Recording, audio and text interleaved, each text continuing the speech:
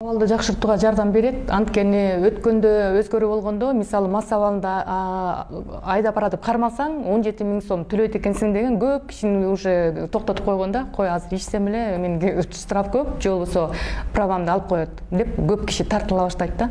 Ойлоно баштайт да кичине. Ошон үчүн бул каталыраак болуп атат. Ошого карабай мен бир нерсени айта кетет элем. Кээ бир өлкөлөрдө мындайда биз көп градацияга бөлүп атабыз албетте.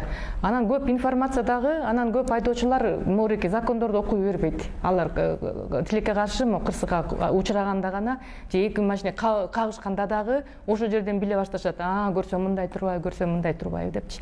Анан мисалы бир өлкө бар, мисалы сайтын ачканда эле моореки смерть одного человека, бир киши өлдү кырсыктан. Эмне деген жаза алат дегенге эле даана эле бир эле жооп да. Же түрмөгө кетесиң, же мындай чечилет. Бүттү, бир эле. Ошон үчүн кээ бир кезде айдоочуларга негизи татаал да, монун баарын билиш. Эреженин баарын билиш.